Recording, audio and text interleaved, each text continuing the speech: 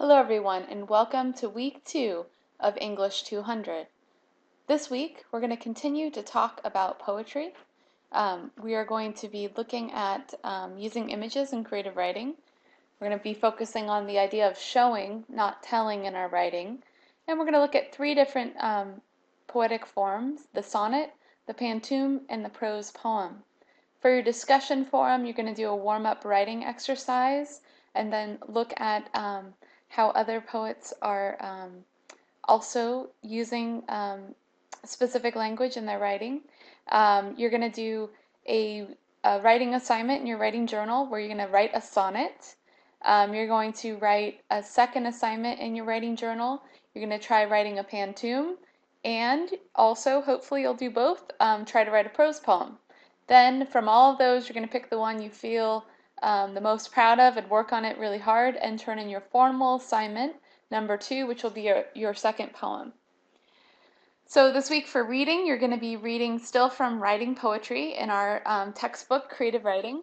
You're going to read the section on images, symbols, and figurative language, pages 41 through 48. Then you're going to read about poetic forms. You're going to look at the sonnet, the pantoum, and the prose poem. I'd also like you to look through an anthology of poems which is directly after the poetry chapter, and I'll talk about that in a little bit. There's also a lot of poems I'm going to be bringing up in the lecture, so feel free to download this the slide deck so that you have it available to look at, because you'll want to refer back to these poems because they're so good. It was so fun finding these poems for you guys. All right, so one of the most powerful things you have as a creative writer is your use of images. Sensory-infused images help the reader enter the world of your writing. And this doesn't just go for poetry. This goes for poetry, fiction, creative nonfiction, whatever you're writing. They actually activate your limbic system, so they create a physical response in your reader. Abstractions do not convey the specificity of the situation. Ironically, the more specific your writing is, the more powerful it's going to be. Passive verbs, linking verbs, all forms of the verb to be do not illuminate the language, so cut them out, okay? So here's an example. You're writing a poem about someone who's beautiful, and you say she's beautiful. For the reader, that doesn't make us feel anything because we don't know what about her is beautiful specifically. Everyone has a different idea of what beautiful is. If you say something like, her hair was the orange of maple leaves in autumn, her eyes were as blue as the night sky in that painting by Van Gogh, then we start to see the specific points of beauty that the writer is talking about, and it starts to really illuminate the image for the reader. If you look at this, you can really see what makes you feel more, right, when you read it. When you're sorry, I had to take a drink of water. When you're writing, you'll often hear the adage, show, don't tell. And what that means is that if you tell someone how to feel, if you use abstract words, they aren't going to feel it. They're not going to have that limbic reaction to your writing. When you use concrete, sensory-based images, then we can see specifically what you're talking about and react to it as readers. The more specific and focused your detail is, shows us what you're talking about. And the more significant this thing is, the emotional connection this whatever you're describing has, gives what you're talking about greater meaning. And we'll talk about this a little bit more in more detail as we go through some of the poems that we're going to be looking at. The other thing I want to talk about is density, intensity, and doubleness. So using words are your tools when you're a writer. And when a word, image, or idea has more than one meaning, it raises the intensity of feeling suggested by the poem. So every word has a denotation. That's its literal meaning, right? So if we're talking about coffee, it's a drink made from roasted and ground bean-like seeds of a tropical shrub served hot or iced, right? That's what the dictionary says when you look up coffee, and that's all of us have an understanding of coffee. But there's all these connotations, right? The other things that the word suggests, right? For me, coffee suggests early morning, the morning light, a quiet house, solitude, a drink shared with friends, a loud Starbucks, the color of a deep well, a bitter taste, right? I can go on and on. I can associate coffee with different aspects of my life that are associated with drinking coffee, right? Or as a culture, we can associate coffee with certain things. Now, those non-coffee drinkers out there are saying, I don't understand what you're talking about, right? But you can do this with any word. I could say the word ocean, right? And we would all have different connections to that word and different ideas of what an ocean looks like, right? An ocean could be a turquoise beach in Jamaica, right? Or an ocean could be a cold, rocky coast in Sonoma County, right? They're two different, very different images that invoke different feelings inside of the reader when you bring them up. So it's very important to think about both the denotation, the definition, and you can remember that by thinking D for denotation is definition for D for definition, and connotation means all the varied other meanings that are associated with a word, okay? So let's think about how some poets use this. There's a really famous poem by Wallace Stevens called 13 Ways of Looking at a Blackbird. That's Wallace Stevens there in the picture. He was a modernist. That means he wrote at a time early in the 20th century, last century.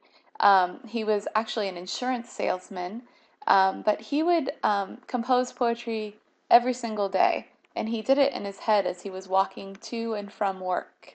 Um, and I did provide a link here. If you like this poem and you're interested in learning more about Wallace Stevens, there's a link here to more information about him, and there's always a list of books at the end of these that show you if you wanted to read one of his collections, you could. So, 13 Ways of Looking at a Blackbird. 1. Among 20 snowy mountains, the only moving thing was the eye of the blackbird. 2. I was of 3 minds, like a tree in which there are 3 blackbirds. 3. The blackbird whirled in the autumn winds. It was a small part of the pantomime. 4. A man and a woman are one. A man and a woman and a blackbird are one. 5. I do not know which to prefer, the beauty of inflections or the beauty of innuendos, the blackbird whistling or just after. 6. Icicles filled the long window with barbaric glass. The shadow of the blackbird crossed it to and fro. The mood traced in the shadow an indecipherable cause. 7. O thin men of Haddam, why do you imagine golden birds? Do you not see how the blackbird walks around the feet of the women about you? 8. I know noble accents and lucid, inescapable rhythms, but I know too that the blackbird is involved in what I know. 9. When the blackbird flew out of sight, it marked the edge of one of many circles. 10. At the sight of blackbirds flying in a green light, even the bawds of euphony would cry out sharply. 11. He rode over Connecticut in a glass coach. Once a fear pierced him, in that he mistook the shadow of his equipage for blackbirds. 12. The river is moving, the blackbird must be flying. 13. It was evening all afternoon. It was snowing, and it was going to snow. The blackbird sat in the cedar limbs. So in this poem, Wallace Stevens is doing basically a meditation on the blackbird. The blackbird is in every single segment of this poem, and is playing a different role in every single one of these segments. What I'd like you to do is think about this. How is he being specific about the blackbird? What kind of connotations is he using about the blackbird? There's more you can look for in this. We're gonna talk about allusions and things like that. But when you look at this poem, the first thing you want to do is think, okay, what words do I not know in here, and look them up. Okay, like maybe you don't know what euphony is, or maybe you've never heard of the thin men of Haddam, right? Maybe look that up. It's very easy to find these kinds of citations, and you can find them in a dictionary. Um, then try to get the feel for what does each little segment mean about blackbirds. And it's okay if you don't completely get it. Remember, poetry, you want to get in your gut. You want to understand it by feeling. All right, we're going to go even more abstract. Tender Buttons is one of my favorite books of poetry. It's by Gertrude Stein. Gertrude Stein wrote also during the time that Wallace Stevens was writing. And the idea around Tender Buttons was to kind of win back the words that had been the dictionary had basically just been locked down, right? They just kind of decided that we were going to have definitions for words and keep them in a dictionary, and those would be what those words meant. Before that, words had a lot more elasticity, right? We could play with them a lot more. So Gertrude Stein wrote Tender Buttons as a way kind of to win back all the connotations associated with words. And so she kind of did meditations on certain words or things.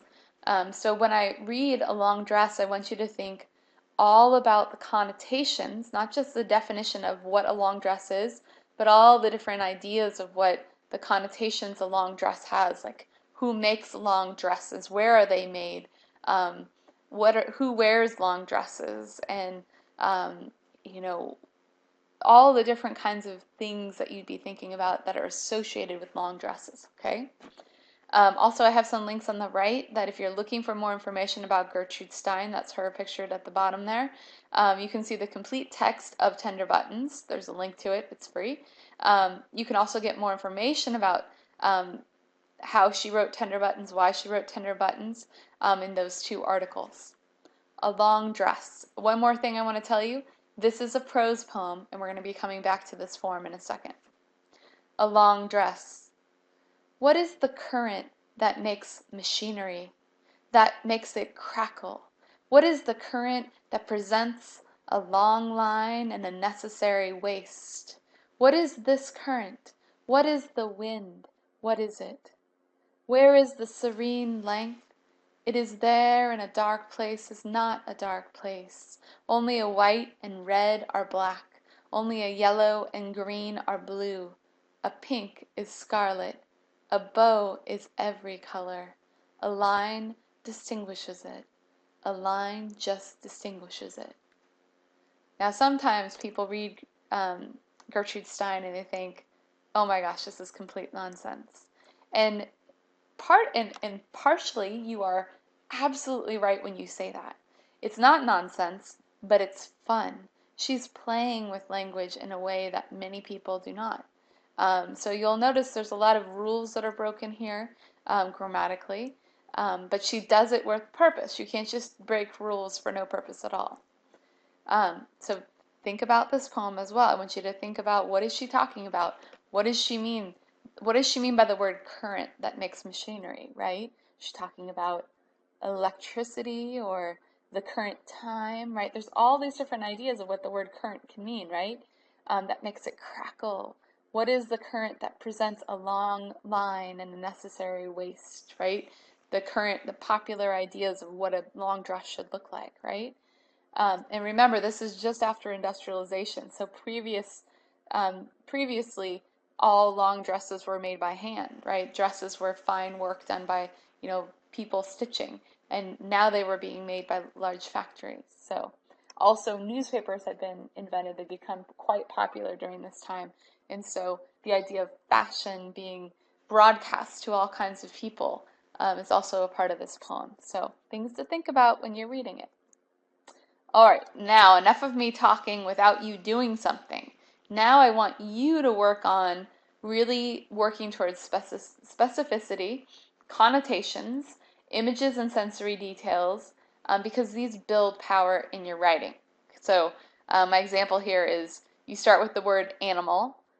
So then you go to four-legged animal, then you go to domestic animal, then you go to dog, then you go to mixed breed shepherd, and then you say old Sammy asleep on the rug. Maybe you go into further detail. Old Sammy asleep on the rug near the fire that's on its last coals, right? Keep describing everything as detailed as you can, because the more detailed you are, the more powerful you are as a writer. So for your conversation this week, I'd like you to do 3 things. Number 1, begin with a person, place, or thing. So think of something you want to write about. Then narrow the category step by step as seen above until you're describing something so specific that it could only be represented by one thing. Try to convey how you feel about this thing without saying exactly how you feel. Show, don't tell, okay? Second, find an example of a specific image in one of the poems found in an anthology of poems. It's found on pages 74 to 103 in our textbook. Tell us why you think it's a good example, okay? Give the quotation of what it is. Give us the page number so we can find it, okay? Then tell us why it's a good example of a specific image. Does it make you feel something? Are you connecting with it because it reminds you of something in your own life? Tell us why you connect with it. Finally, after you post your initial post of at least 200 words, which is going to be due on Friday, like always, okay? Then you're going to respond to at least 3 of your classmates' posts, and that'll be due the following Monday. Remember, whenever you begin a post, you want to address the class, dear everyone, or dear class. And then when you close your post, you want to close it by with some sort of you know, salutation or end address, like thanks, Dr. Dunkel, or something like that, right? So that that way you really can, people can connect with your name and know who's talking. It really does help. I know you think, oh, all these rules, but it really does help us get to know one another, and it's really important to know one another in this class. Finally, when you do respond to your peers' posts, remember that they just wrote this, so you're not criticizing their work at all. You're lifting them up, right? You're telling them what's good about what they wrote, and what you think about the image that they found, like how you agree with it. Or, you can give constructive criticism, but it always has to be positive when we're putting up things that we just wrote, okay? Because you have to be really brave to put up your creative writing on a message board, right, with a bunch of people just met a week ago. So give everyone the benefit of the doubt that they're trying their hardest. All right, let's talk more about some of the tools you have when you're writing poetry. Metaphor and simile. Aside from images, metaphor and simile are some of your most powerful tools. So it's building power in the tension of differences. So a metaphor assumes states of comparison between 2 things without acknowledging the comparison. So, for example, my electric muscles shook the crowd. Her hair is seaweed and she is the sea. They have a piggy and a fishy air. The bees shouldering the grass. Okay?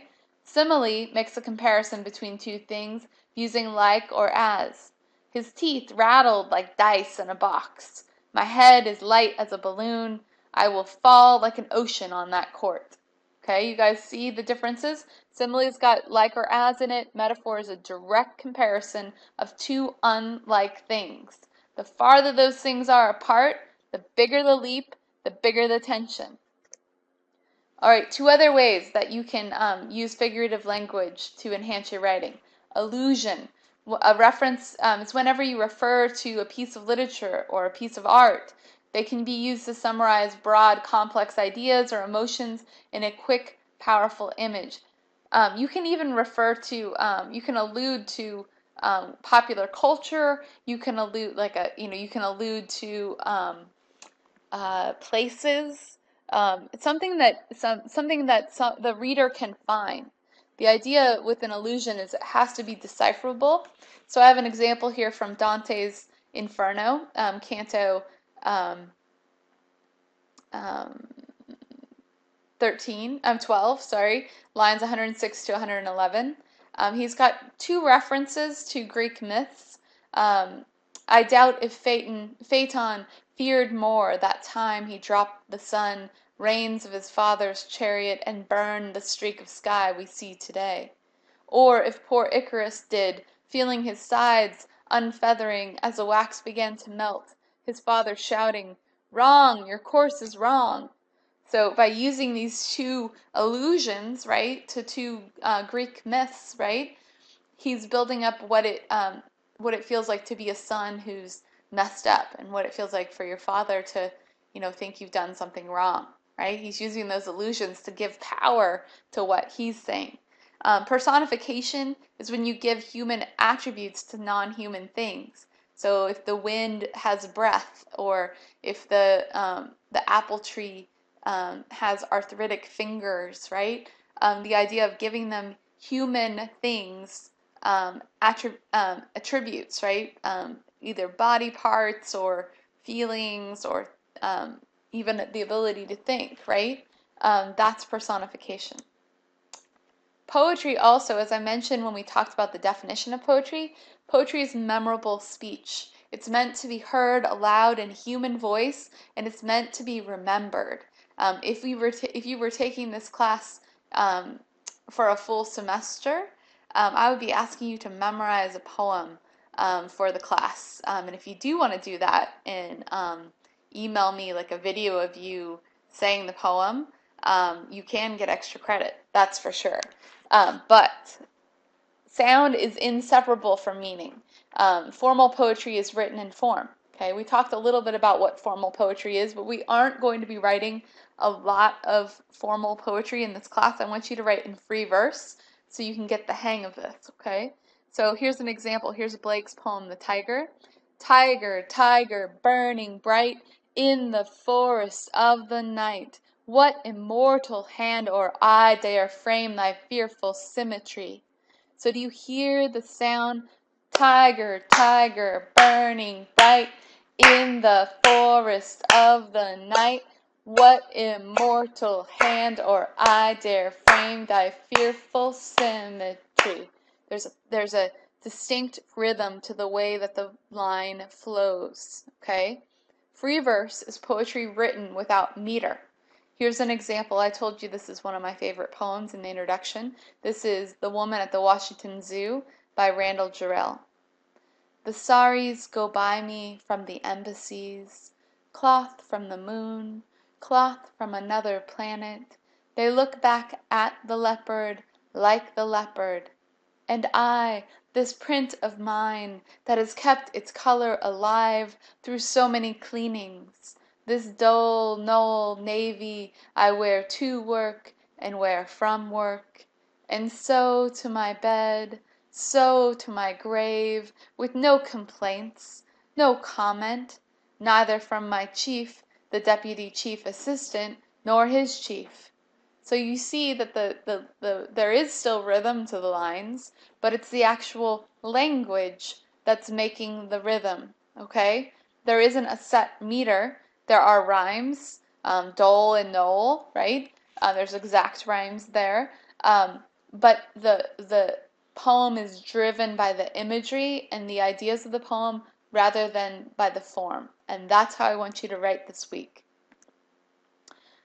Few more things working with sound. Alliteration is a repetition of an internal consonant. Okay, I've got a stubborn goose whose guts honeycombed with golden eggs, yet won't lay one. Goose guts, golden eggs. Okay, assonance is a repetition of a vowel sound between consonants that may or may not match. At the retreat, Lee wasn't allowed to speak or read for 10 days. Okay, you hear the vowel sounds that are matching up.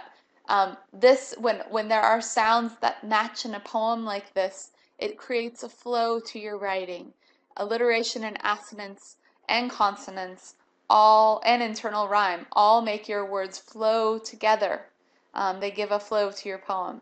Consonance is a repetition of the consonant that concludes a word or syllable. We say a heart breaks like a stick, maybe. Okay, you hear the k, breaks and stick and like.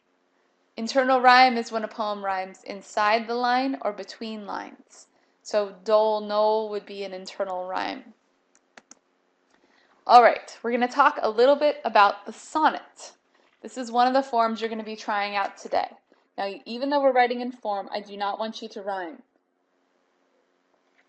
You can definitely use internal rhyme, but do not use end rhyme unless it just happens. Okay, don't try to rhyme. There are actual rhyme schemes for some of the sonnets. Those of you who have studied sonnets will know that there's a Shakespearean sonnet, and the rhyme scheme is AB, AV, CD, CD, EF, EF, GG, and those letters represent the rhyming words, the patterns of the rhyming words. The Petrarchian also has a set rhyme scheme. ABBA, ABBA, CDE, CDE. But we're not going to be following these rhyme schemes, okay? You can look at Shakespearean sonnets and Petrarchian sonnets and try them out. But I'd like you to look at the example poems I give you as a way to start looking at sonnets and thinking about writing one. Modern sonnets, the sonnets that I write a lot of sonnets. They're wonderful forms to write in. Are all 14 lines with 10 syllables per line with a turn at the end. So one way to think about it is the little room that you create, 14, it's 14 by 10, and it's lit by an image that you turn to the light. And that turning is called the volta, or the turn, right? And we'll talk a little bit about what it is when we look at some of the poems. I have some links here to examples. From our book, there's My Personal Recollections of Not Being Asked to the Prom by Gail White. That's on page 20. There's also Sonnet 18 by William Shakespeare, 53 to 54, wonderful poem. There's a wonderful sonnet by Yvonne Bolan called Atlantis, a Lost Sonnet. And I have two sonnets here. There's one by Rilke, sonnet number 6, and one called Broken Sonnet by John Yao. And that's found on that link. I'm going to try to pull up Atlantis, a Lost Sonnet for you. See if I can do this while we're live.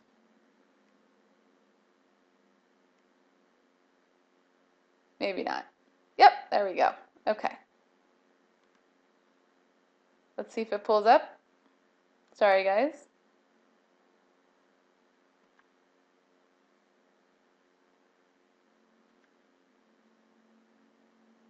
As it's pulling up, I'd like to talk to you a little bit about the Shakespearean sonnet that we have an example of in the book. This is a really famous sonnet that you've probably come across before. It begins with the line, "Shall I compare thee to a summer's day? Thou art more lovely and more temperate. Rough winds do shake the darling buds of May, and summer's lease hath all too short a date. Sometime too hot the eye of heaven shines, and often is his gold complexion dimmed, and every fair from fair sometimes declines, by chance or nature's changing course untrimmed. But thy eternal summer shall not fade, nor lose possession of that fair thou oust. Nor shall death brag, thou wanderest in his shade, when in eternal lines to time thou growest." Here's the turn, you guys. "So long as men can breathe, or eyes can see, so long lives this, and this gives life to thee." So the turn at the end of the poem, after making this beautiful poem for his love, the turn is about how even when his lover is dead, the poem will live on. Like, we're still reading about that person, hundreds of years later. All right, Atlantis, a Lost Sonnet. This is by Yvonne Bolan, also a sonnet. "How on earth did it happen?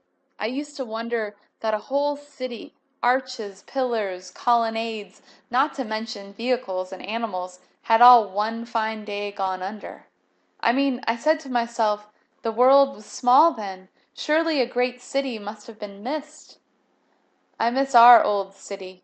White pepper, white pudding, you and I meeting under fanlights and low skies to go home in it.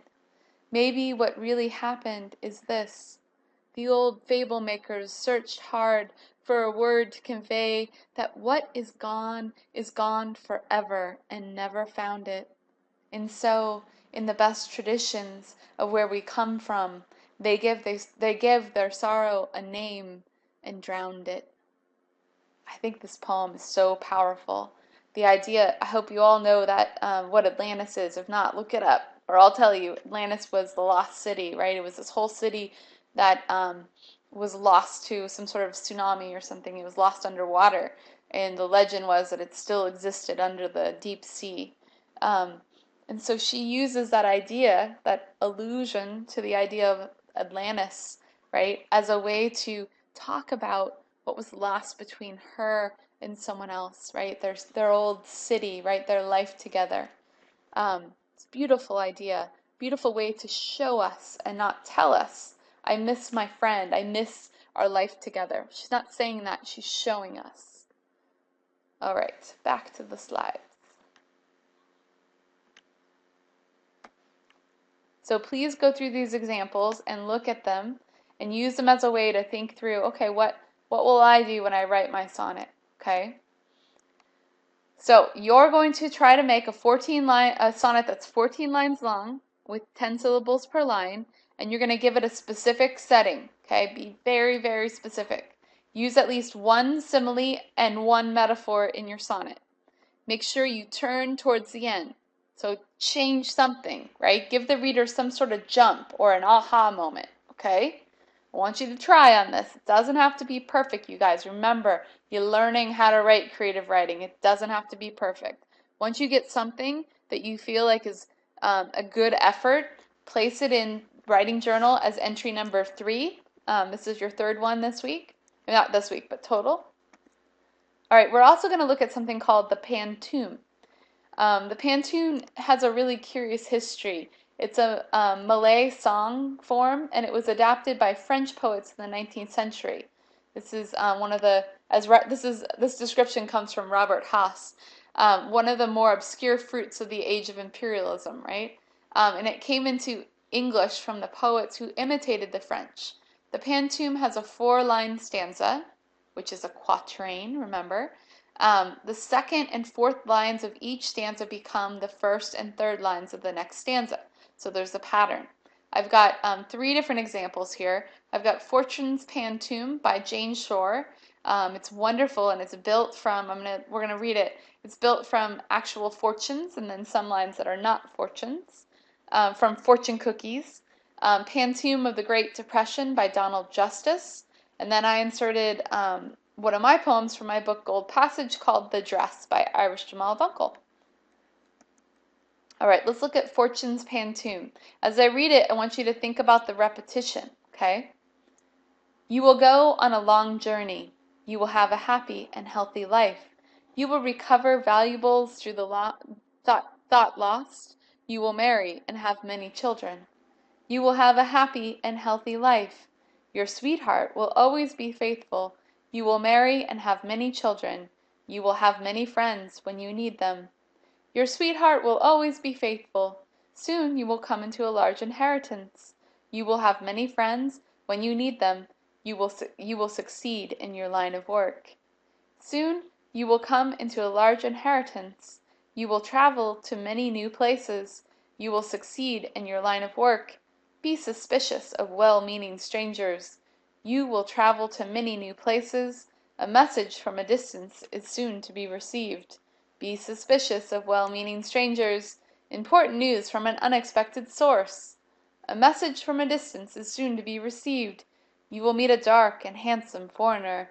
Important news from an unexpected source. Do not take unnecessary chances. You will meet a dark and handsome foreigner. You have a fear of visiting high places. Do not take unnecessary chances. Your misunderstanding will be cleared up in time. You have a fear of visiting high places. Grasp at the shadow and lose the substance. Your misunderstanding will be cleared up in time. Sometimes you worry too much about death. Grasp at the shadow and lose the substance. You will recover valuables thought lost. Sometimes you worry too much about death. You will go on a long journey. All right, here's another one. Now some of the line breaks on this look strange because the lines are so long. Pantoum. Now remember, you're listening for the repetition. Pantoum of the Great Depression by Donald Justice. Our lives avoided tragedy simply by going on and on, without end and with little apparent meaning. Oh, there were storms and small catastrophes. Simply by going on and on we manage. No need for the heroic. Oh, there were storms and small catastrophes. I don't remember all the particulars. We manage. No need for the heroic. There were the usual celebrations, the usual sorrows. I don't remember all the particulars. Across the fence, the neighbors were a chorus. There were the usual celebrations, the usual sorrows. Thank God, no one said anything in verse. The neighbors were our only chorus, and if we suffered, we kept quiet about it. And at no time did anyone say anything in verse. It was the ordinary pities and fears consumed us, and if we suffered, we kept quiet about it. No audience would ever know our story. It was the ordinary pities and fears consumed us. We gathered on porches, the moon rose, we were poor. What audience would ever know our story? Beyond our windows shone the actual world. We gathered on porches, the moon rose, we were poor, and time went by drawn by slow horses.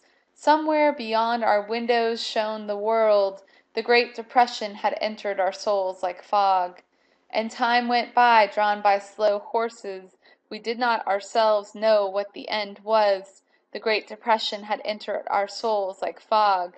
We had our flaws, perhaps a few private virtues, but we did not ourselves know what the end was. People like us simply go on.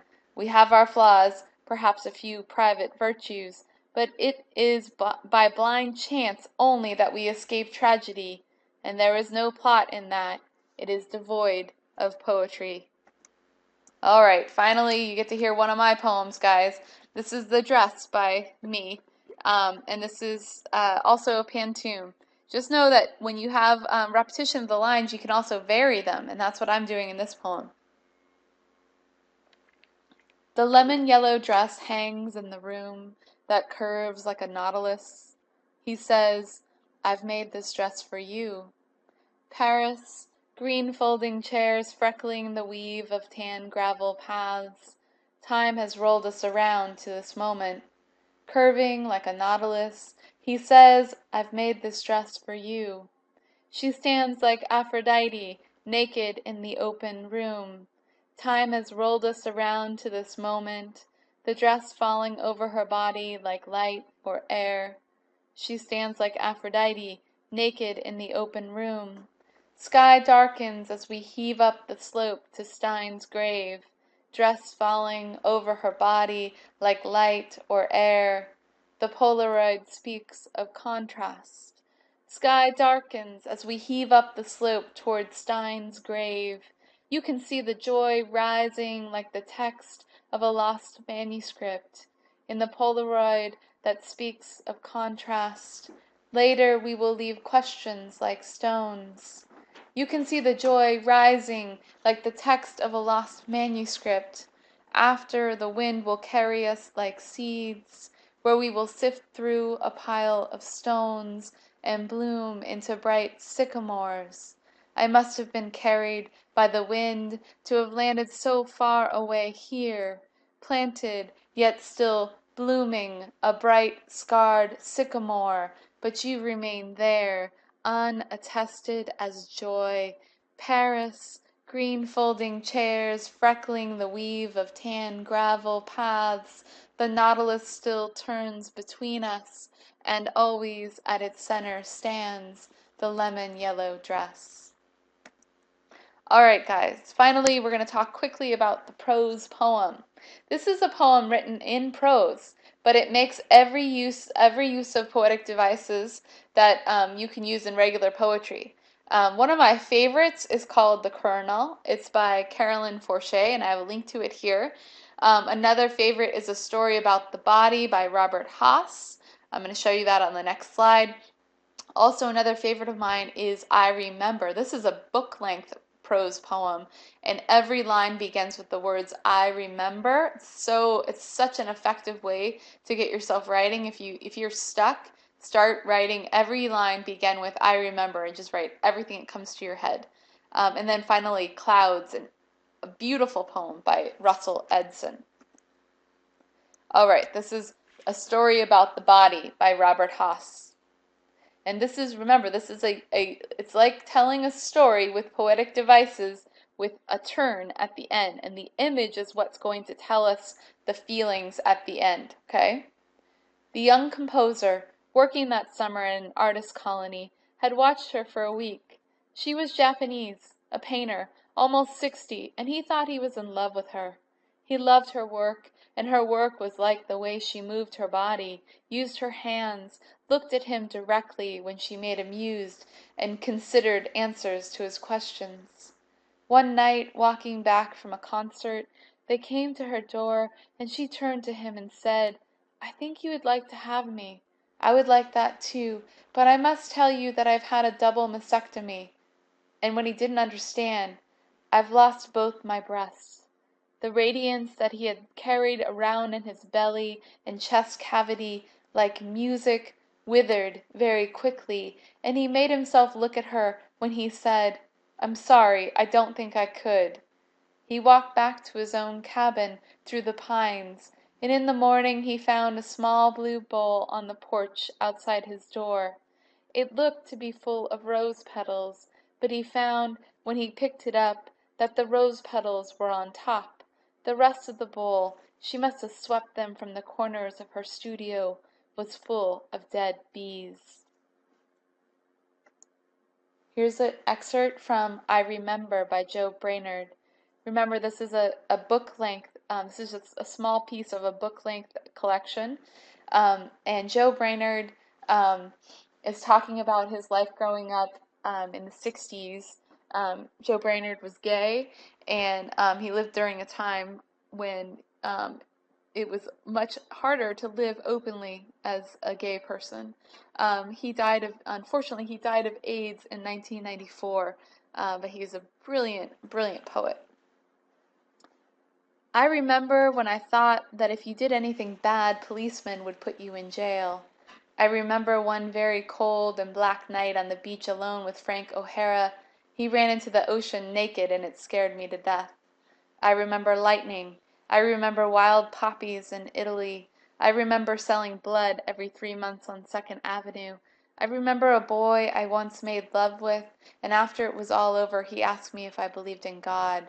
I remember when I thought anything old was valuable. I remember Black Beauty. I remember when I thought that Betty Grable was beautiful. I remember when I thought I was a great artist. I remember when I wanted to be rich and famous, and I still do. All right, last example, Clouds by Russell Edson. A husband and a wife climbed the roof to their house, and at each extreme of the ridge stood facing the other, the while that the clouds took to form and reform. The husband said, "Shall we do backwards dives, and into the windows floating come kissing in a central room?" "I am standing on the bottom of an overturned boat," said the wife. The husband said, "Shall I somersault along the ridge of the roof, and up your legs, and through your dress of the neck, and through your dress of the neck of your dress to kiss you? I am a roof statue on a temple in an archaeologic. Oh, I can't talk. I'm so sorry. I am a roof statue on a temple in an archaeologist's dream," said the wife. The husband said, "Let us go down now and do what it is to make another come into the world." "Look," said the wife, "the eternal clouds." So you can see this poem is much more abstract. It's taking more license with language. It's not narrative like Robert Haas's poem. It's much more lyric, right? It's giving us a scene and playing with even the syntax of the language.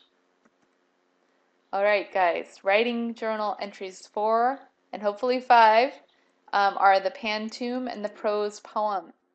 Try writing a pantoum. Try writing a prose poem. Okay? Put them up there. And then finally, you're going to choose one of these 3 poems that you've written, the sonnet, the pantoum, or the prose poem, and you're going to revise it. Okay? You're going to make it the best poem that it can be. You're going to think about being specific with your language and creating powerful images. You're going to think about your use of sound in your poem. Okay? You're going to take risks in the form that you're writing in. Maybe change a few words, change a few things around. Give it your all. Okay? Write your heart out. Try really hard. Then type up your document in a Word document and attach it to this week's assignment and turn it in. Okay? Can't wait to see what you guys pull off this week. This is our last week of poetry, but we will have a little tiny bit more next week just as we kick off creative nonfiction. I will be posting the readings for creative nonfiction. They're not in your book because I didn't want to give you the more expensive book. So I'll be posting them when everything goes live next week. All right. If you have questions, as always, please just let me know. Sorry this lecture is a little long, but there was a lot to say. I look forward to reading your work.